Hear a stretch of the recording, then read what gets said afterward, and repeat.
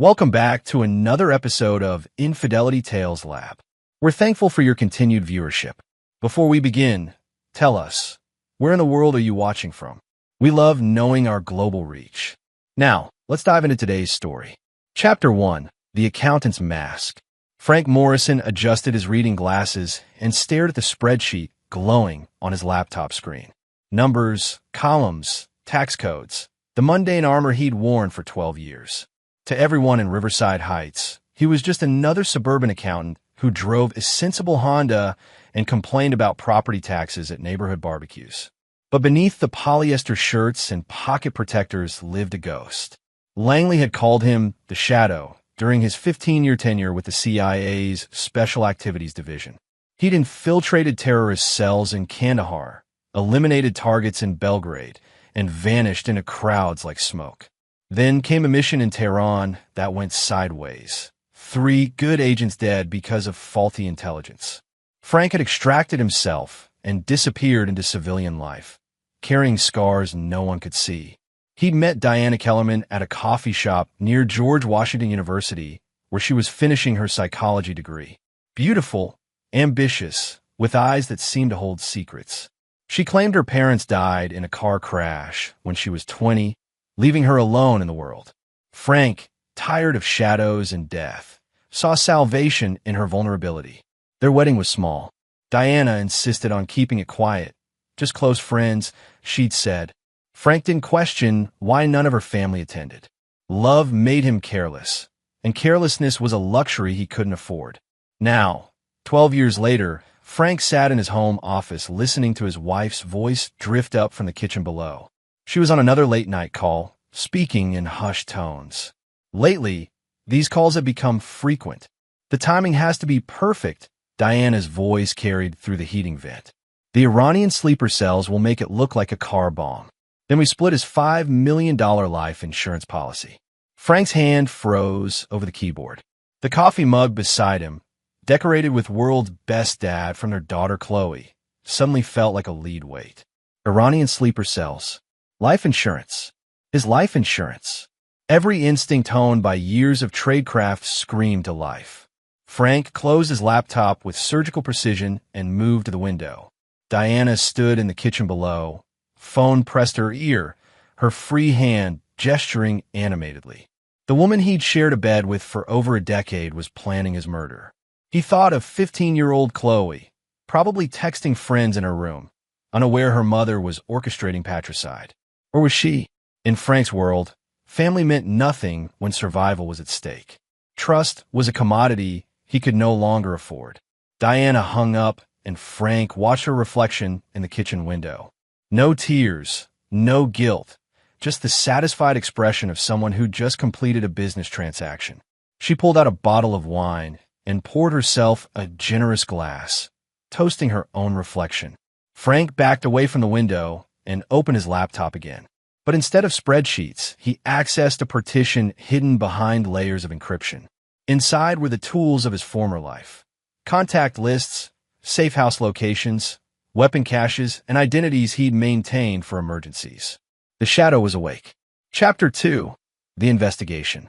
Frank arrived at his office the next morning carrying the same leather briefcase he'd used for years, but inside, beneath the tax forms and calculators, lay a Glock 19 and surveillance equipment worth more than most people's cars. Morrison and Associates Accounting occupied a modest suite above a sandwich shop. The perfect cover for a man who needed to appear ordinary while conducting extraordinary business. His secretary, Mrs. Patterson, greeted him with her usual efficiency. Your 9 a.m. appointment called to reschedule, and your wife phoned about dinner plans. What did she say exactly? Frank asked, hanging his coat with practiced calm. Something about trying that new Persian restaurant downtown. Said she had a surprise for you. Persian. The pieces were falling into place with chilling clarity. Once alone, Frank activated the white noise generator he'd disguised as a radio and began his investigation.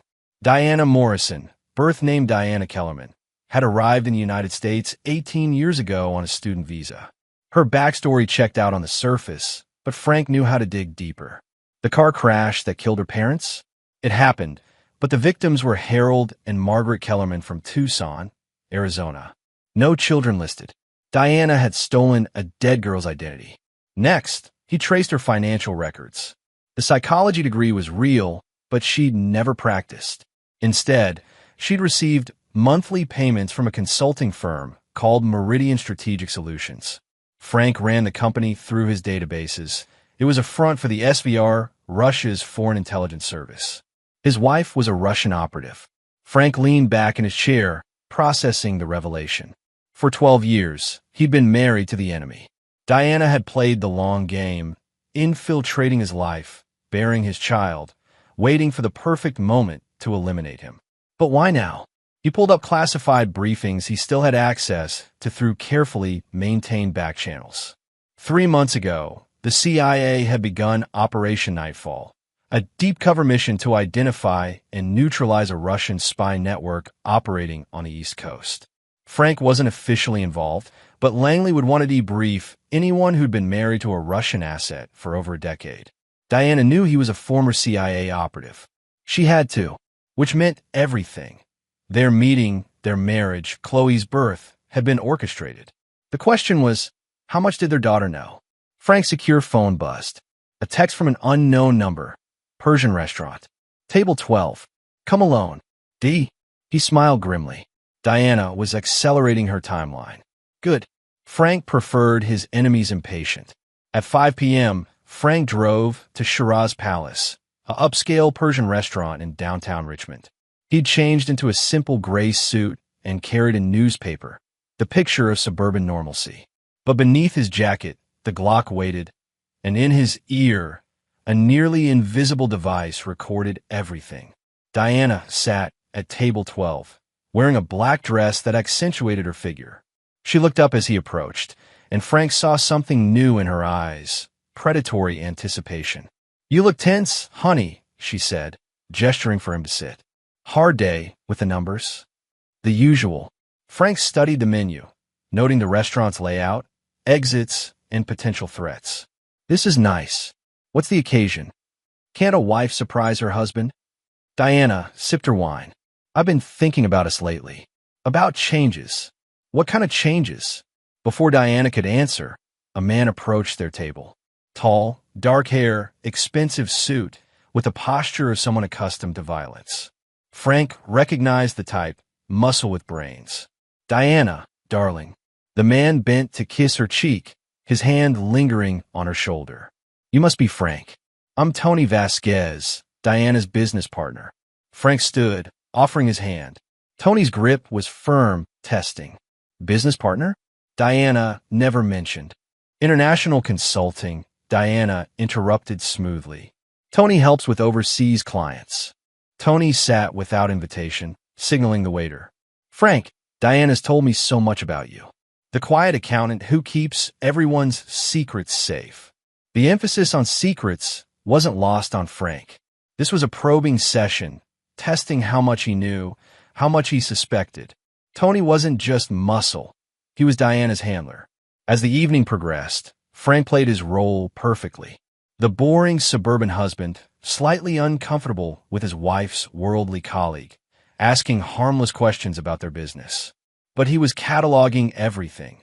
Tony's watch Omega Seamaster, favored by intelligence operatives, the slight bulge under his left armpit shoulder holster, the way he scanned the room every few minutes, operational awareness. When they parted ways, Diana kissed Frank's cheek and whispered, See you at home, darling. We need to talk. Frank drove home through surface streets, checking for surveillance. Clean, but as he pulled into his driveway, he noticed Chloe's bedroom light was off. His daughter never went to bed before midnight on weekends. Inside, Diana waited in the living room with 2 glasses of wine. Sit, she said, patting the couch beside her. Let's talk about our future. Frank sat, accepting the wine, but not drinking. What's on your mind? Honesty. Diana's mask slipped slightly. I know you've been investigating me, Frank. Or should I call you Shadow? The game was over. Chapter 3, The Reveal. Frank set down his wine glass with deliberate calm. I'm not sure what you mean. Diana laughed, a sound devoid of warmth. Please, did you really think I wouldn't notice? The extra time at the office, the the questions about my past, the way you've been watching me. She stood, moving to the mantel where their wedding photos sat. 15 years with the CIA's Special Activities Division. 17 confirmed kills. The Tehran incident that made you disappear. Where's Chloe? Frank's voice carried a dangerous edge. Safe. For now. Diana turned, and Frank saw the woman he'd really married. Cold, calculating, lethal. She's with friends. This conversation is just between us. And Tony, my handler, yes. SVR has been planning this operation for 20 years. Find a burned American intelligence asset. Place an operative close to him. Create a life that makes him soft and complacent. Diana poured herself more wine. You were the perfect target, Frank. Traumatized, isolated, desperate for connection. Frank remained seated, hands folded. And our daughter? A happy accident that made the cover more convincing. Diana's casual dismissal of Chloe hit Frank like a physical blow. Though she's proven useful in other ways. Explain. Chloe isn't with friends, Frank. She's been recruited. 15 years old and already showing remarkable aptitude for the family business. Diana smiled. She's been reporting on you for 2 years. Every conversation, every habit, every weakness. The betrayal cut deeper than anything Frank had experienced in war. His own daughter, trained to spy on him, to help orchestrate his murder. But he kept his expression neutral, a skill that had kept him alive in hostile territory. The insurance policy? He asked. $5 million, split between your grieving widow and her business partner. But that's just the bonus. The real prize is Operation Nightfall. Your former colleagues think they're hunting Russian assets, but they're walking into a trap. Every agent they've assigned to the operation is already compromised. Frank processed this information. Diana wasn't just eliminating him. She was delivering a devastating blow to American intelligence operations. Dozens of agents would die. The Iranian sleeper cells you mentioned? A lovely touch, don't you think? Your death will be blamed on foreign terrorists, deflecting suspicion from the real perpetrators. Tony has contacts in several Middle Eastern organizations who owe favors. Diana moved closer, settling onto the coffee table directly in front of Frank. But here's what's really beautiful about this operation. You're going to help us. I don't think so. Oh, but you are. Diana produced a tablet, swiping to a video feed. Chloe sat in what appeared to be a basement, zip-tied to a chair. 2 armed men flanked her. 1 phone call, and your daughter dies. Badly. Tony has very specific tastes when it comes to interrogation. Frank felt the familiar coldness settle over him. The same emotional shutdown that had made him effective in the field. Personal feelings were a luxury he couldn't afford. Not when lives were at stake. What do you want? Tomorrow night, you're going to meet with Gregory Mitchell from the agency. He'll want to debrief you about your marriage to a Russian operative. You're going to give him a list of names, every deep cover asset you can remember from your time with the company. He'll trust you because you're the victim, the betrayed husband seeking redemption. Frank nodded slowly. And then you'll drive to the safe house where Mitchell's team is coordinating Operation Nightfall. You'll deliver this. Diana produced a briefcase from behind the couch.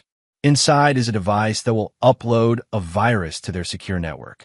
It will feed us real-time intelligence on every anti-Russian operation the CIA is running. After that, you die in a tragic car bombing orchestrated by Iranian terrorists. I collect the insurance money and disappear with Tony. Chloe, well, that depends on how cooperative you are. Frank stood, moving to the window. Outside, their suburban street looked peaceful. Porch lights glowing, newspapers waiting on doorsteps, the American dream on display. But underneath, predators hunted. I need to think about this, he said. You have until tomorrow morning. If you try to run, if you contact anyone from your old life, if you do anything except exactly what I've told you, Chloe dies. Understood. Frank turned from the window. Understood. Diana kissed his cheek. The same gesture she'd made thousands of times during their marriage. Good boy. I'm going out for a while. Use the time to make peace with your choices. After she left, Frank sat in the darkness of his living room, thinking. Diana had made one crucial mistake in her revelation. She'd underestimated who she was dealing with. The shadow hadn't died in Tehran. He'd simply been sleeping. Now he was awake, and everyone who'd betrayed him would pay. Chapter 4. The Countergame. Frank waited 2 hours after Diana left before moving. He went to his study and removed several books from the shelf, revealing a hidden panel. Inside were items from his former life, fake IDs, encrypted phones, cash, and most importantly, a secure communication device that would let him contact his former handler without going through official channels. But first, he needed to locate Chloe. Frank had installed tracking devices in all the family vehicles years ago, a precaution from his paranoid past that now proved invaluable. Chloe's phone showed her last location as the Miller house 3 blocks away, where she often studied with her friend Amy. But the tracker in Diana's BMW showed a very different story. The car had traveled to an industrial area near the James River, perfect for the kind of off-the-books facility where someone might hold a hostage. Frank memorized the location, then activated his secure communicator. Blackbird came the voice after several encryption protocols engaged. This is Shadow. I need an immediate callback on the Tehran protocols. A pause. Shadow's been dark for 12 years. Authentication required. Frank provided a series of codes that proved his identity. Within minutes, Gregory Mitchell, his former CIA handler, was on the line. Jesus Christ, Frank. We heard rumors you were dead. Not yet, but there's a problem. Major problem. Frank quickly outlined Diana's true identity, the planned assassination, and the trap being set for Operation Nightfall. Son of a bitch, Mitchell breathed. We'll have an extraction team to you in. Negative. They have my daughter. I need this handled quietly, and I need resources. What kind of resources? The kind that don't officially exist. Mitchell was quiet for a long moment. There's a storage unit in Mechanicsville. Unit 247. Everything you need is there. But Frank, if this goes sideways, the agency will disavow any involvement. Understood. One more thing. I need you to feed specific information to your Operation Nightfall team. Make them think they're being compromised through a different vector. I need Diana to believe her plan is working. After disconnecting, Frank drove to the storage unit. Inside, wrapped in plastic and oilcloth, waited the tools of his former trade. Weapons, surveillance equipment, explosives, and most importantly, items that could make this look like anything other than CIA involvement. He spent the next 3 hours in reconnaissance. The building where Chloe was being held was a defunct textile warehouse surrounded by empty lots. 3 guards outside. Thermal imaging showed at least 2 more inside. Professional setup, but not impregnable. Frank positioned micro cameras around the perimeter and returned home before dawn. Diana's car was in the driveway, and lights showed under her bedroom door. She was probably reporting to Moscow, updating them on the operation's progress. At 7 a.m., she emerged from the bedroom, dressed for work. Sleep well? She asked with mock concern. Fine. I've made my decision. And I'll do what you want. But I want to see Chloe first. Proof of life. Diana nodded, producing her phone. The video showed Chloe in the same chair, but now she looked directly at the camera. Dad, I'm scared. Please just do what they want. But Frank heard something else in his daughter's voice, a subtle emphasis on certain words. Chloe was using a code he'd taught her years ago during what she thought were silly games. She was telling him she understood the situation and was ready to act when the time came. His daughter might have been reporting on him, but she hadn't been fully turned. There was still hope. The meet with Mitchell is set for 8 p.m., Frank said. Pier 7 at the marina. Good. And remember, one wrong move, one attempt to signal for help, and Chloe dies. After Diana left for her supposed job at a non-existent consulting firm, Frank began his preparation. This wouldn't just be a rescue mission. It would be the complete destruction of everyone who'd betrayed him. He started with Tony Vasquez. Chapter 5. The Hunt Begins. Frank had learned patience in the mountains of Afghanistan, but today it served him well in suburban Richmond. Tony Vasquez lived in a luxury apartment complex downtown, the kind of place that catered to young professionals with expensive tastes and flexible morals. Through careful surveillance, Frank mapped Tony's routine. The man was good, varied his routes, checked for tails, maintained operational security. But he had two weaknesses: an addiction to high-stakes poker games and a taste for expensive escorts. Every Tuesday, Tony visited a private game run by a man named Dmitry Volkov out of a penthouse in the financial district. Frank had encountered Volkov during his CIA years, a Russian national who laundered money for various intelligence services while maintaining the facade of a legitimate businessman. This Tuesday will be different. Frank positioned himself in the building's parking garage at 10 p.m., watching Tony's silver Porsche arrive.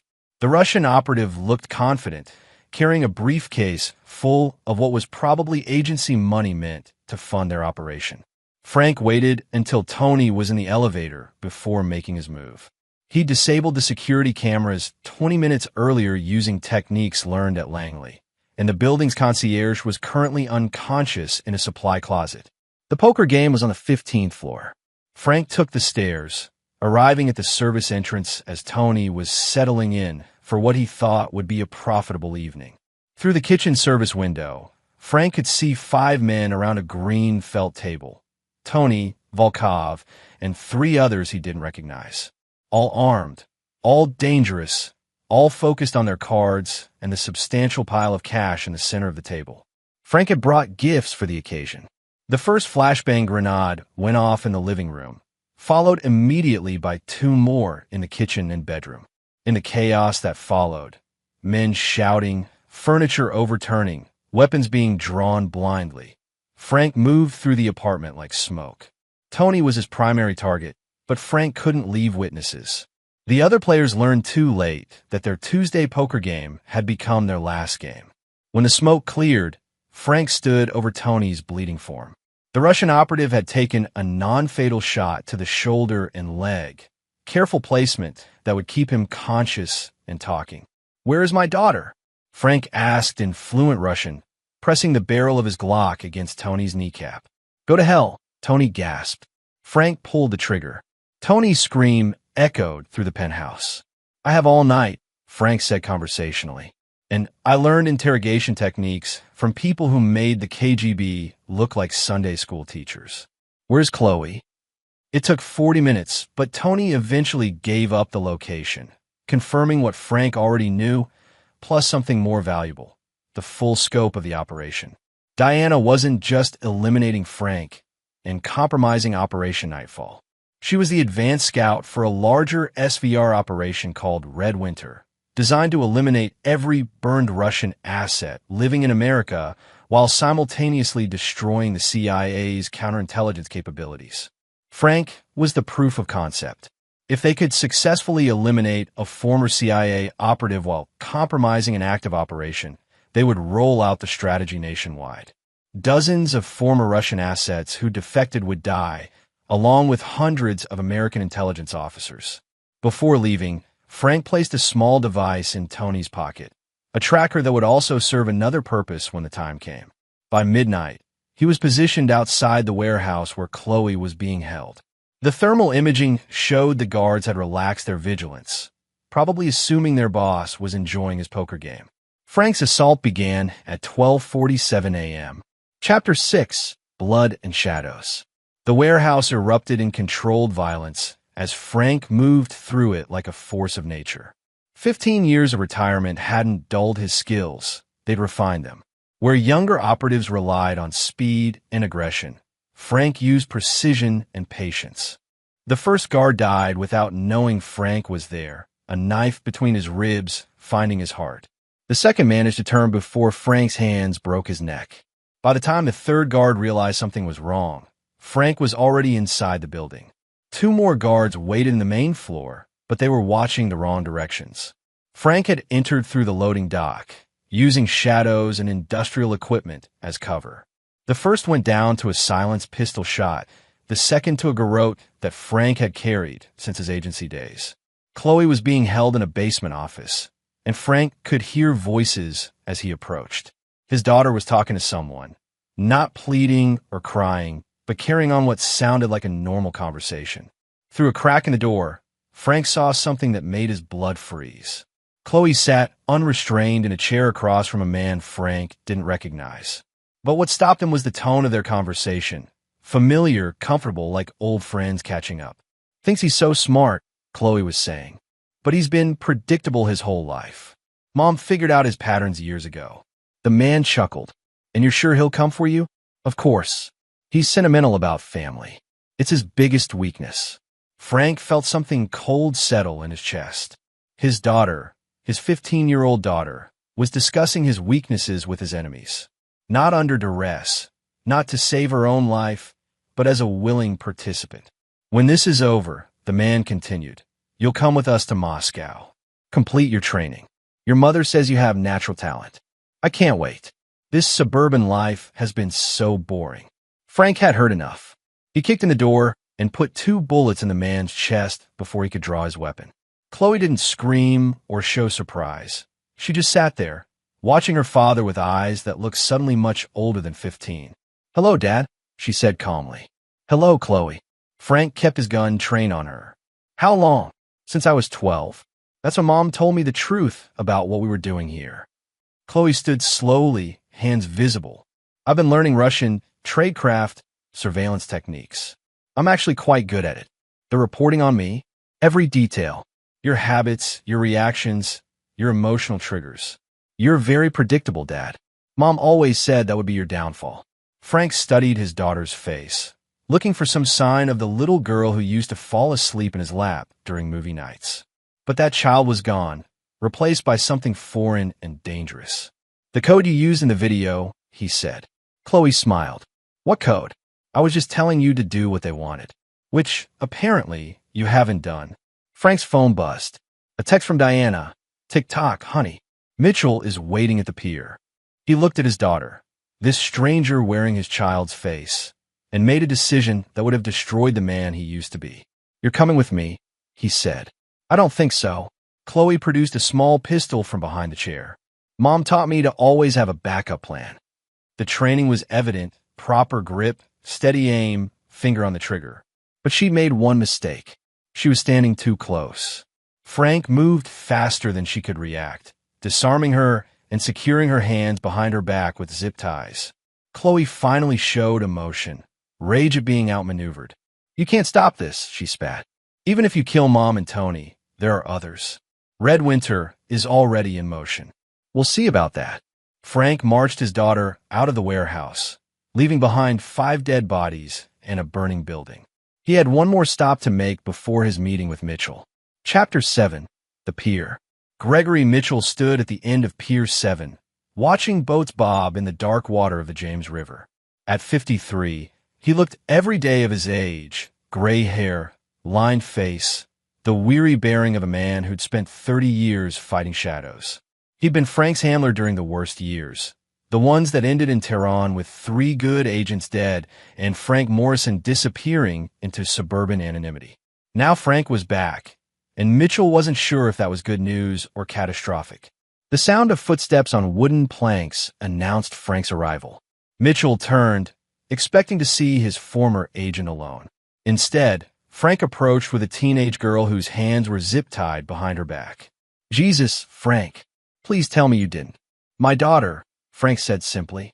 15 years old and already a fully trained SVR operative. They recruited her when she was 12. Mitchell stared at the girl. She looked like any suburban teenager, blonde hair, designer jeans, the kind of kid you'd see at a shopping mall. But her eyes held a coldness that Mitchell recognized from interrogation rooms in places that didn't officially exist. Where's Diana? Mitchell asked, still playing her role. She thinks I'm here to betray Operation Nightfall. Frank handed Mitchell a briefcase. This contains the virus they wanted me to plant in your network. I modified it slightly. Mitchell opened the case, revealing a sophisticated electronic device. Modified how? Instead of giving them access to your systems, it will feed them false information while tracking their entire network. Every SVR operative involved in Red Winter will be exposed. Red Winter? Frank quickly outlined what he'd learned from Tony and Chloe. By the time he finished, Mitchell's face had gone pale. Hundreds of assets, Mitchell whispered. They could roll up our entire Eastern European network. Not if we stop them tonight. Frank checked his watch. Diana expects me back in 2 hours. I need you to stage my death. Come again. Car bomb. Iranian terrorists. Make it convincing. Diana needs to believe she's won, so she'll make contact with her handlers. When she does, we follow the trail all the way to Moscow, if necessary. Mitchell looked at the teenage girl. What about her? Chloe is going to help us, Frank said. When his daughter started to protest, he continued, because the alternative is a federal prison for treason. She's 15, so she might get out when she's 40. Chloe's composure finally cracked. You wouldn't. Try me. Frank's voice carried the coldness that had once terrified enemies in a dozen countries. You helped plan my murder. You betrayed your own country. I don't care if you're my daughter. You're an enemy combatant now. Mitchell intervened. Frank, she's just a kid. She's a trained operative who's been gathering intelligence on American targets for 3 years. Frank turned back to Chloe. Here's the deal. You help us roll up Red Winter, and maybe, there's a path back to a normal life. You refuse, and you spend the rest of your youth in a federal facility. Chloe looked between her father and Mitchell, calculating odds. Finally, she nodded. Good. Here's what's going to happen. Chapter 8, The Trap. Diana Morrison sat in her BMW outside the Richmond Marina, watching emergency vehicles respond to the spectacular car explosion that had occurred 20 minutes earlier. The fireball had been visible from 2 miles away, exactly the kind of dramatic statement that Iranian terrorists favored. Her phone rang. Tony's number. It's done, came Tony's voice, slightly distorted by what sounded like pain medication. Motherfucker put up more of a fight than expected, but he's crispy now. Injuries? Diana asked, noting the strain in Tony's voice. Nothing serious. Had to get creative with the interrogation, but he gave us what we needed before the end. Diana smiled. And the device? Planted in Mitchell's network. We should have full access within the hour. Perfect. Phase 1 of Red Winter was complete. Meet me at the safe house, Diana said. We need to coordinate the next phase. She drove through Richmond's quiet streets, thinking about Moscow's reaction when they learned of the operation's success.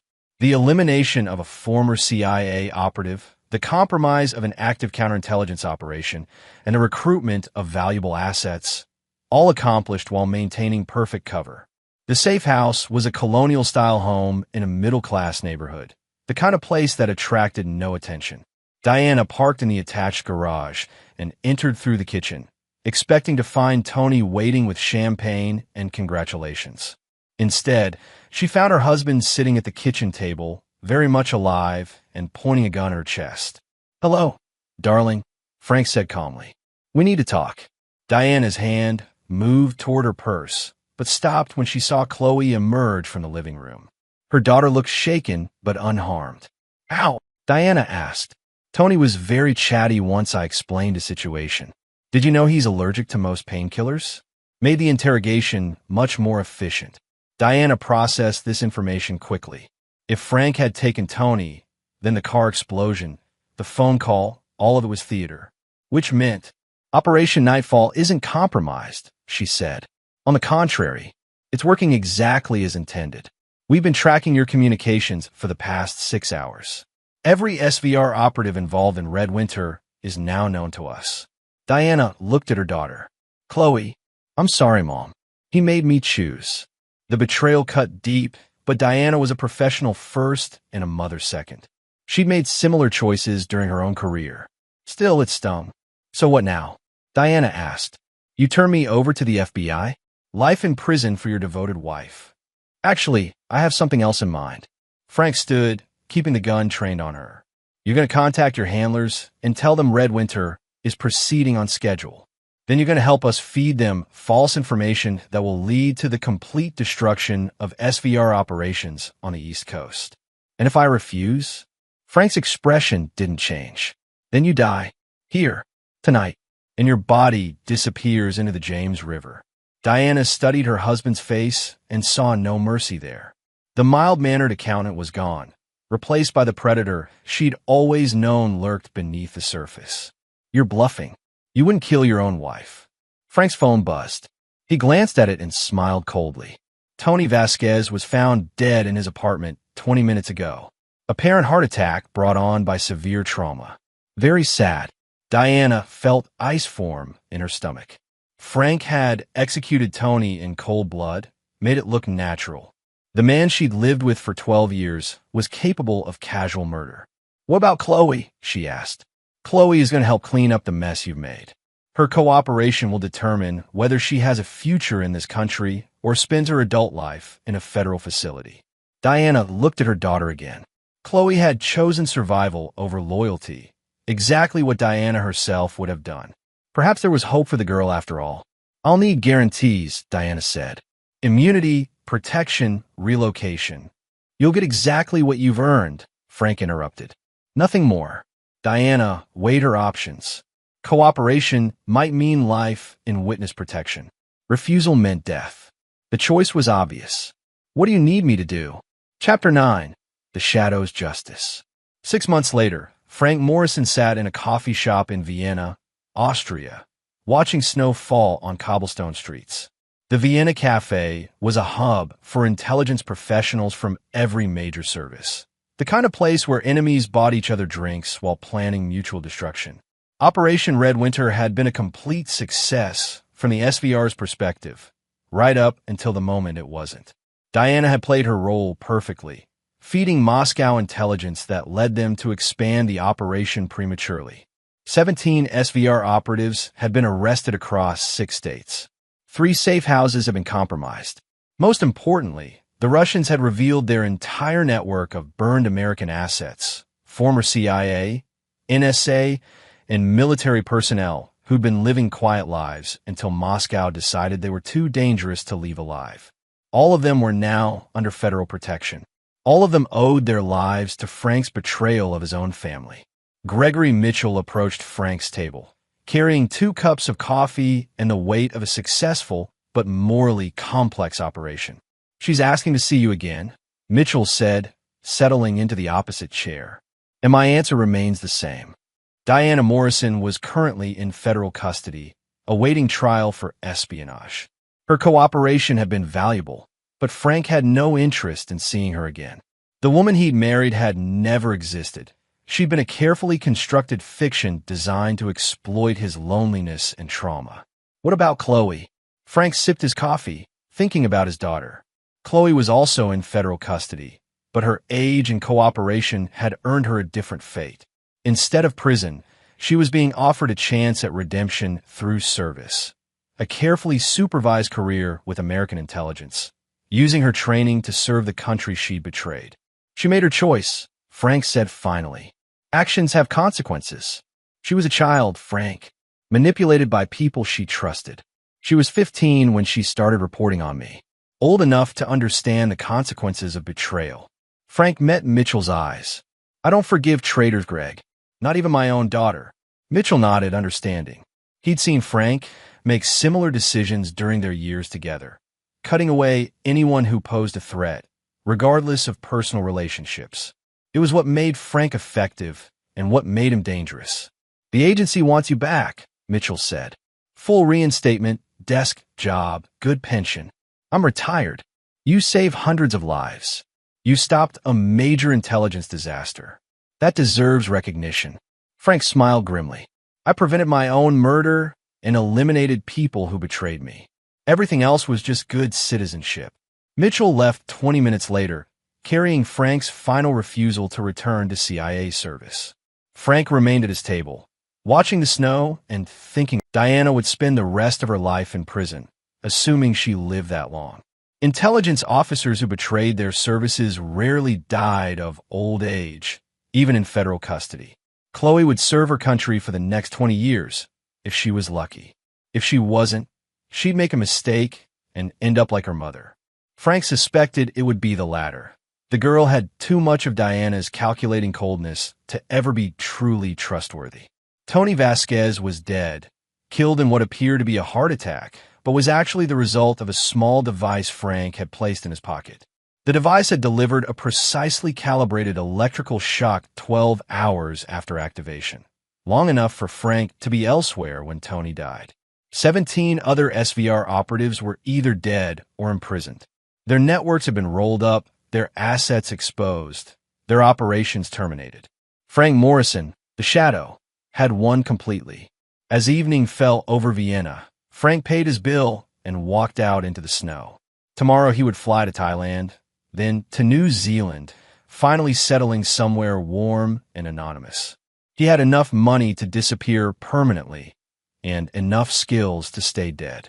Behind him, he left the wreckage of a marriage built on lies, a daughter trained to betray her own family, and an intelligence operation that had consumed dozens of lives. He felt no guilt about any of it. In Frank's world, there were only two types of people: those who could be trusted and those who deserved exactly what they got. His family had chosen their side. He had chosen his. The shadow walked into the falling snow and disappeared, leaving behind only the memory of what happened to people who betrayed Frank Morrison. The mild-mannered accountant was gone forever. In his place walked a ghost who would never again make the mistake of trusting anyone with his life. Some people deserve forgiveness. His family had not been among them. And there you have it. Another story comes to an end. What did you think? I'd love to hear your thoughts in the comments below. If you enjoy this story, consider joining our community by subscribing. It means the world to us. For more stories like this one, check out the recommended videos on screen. And I'll see you there.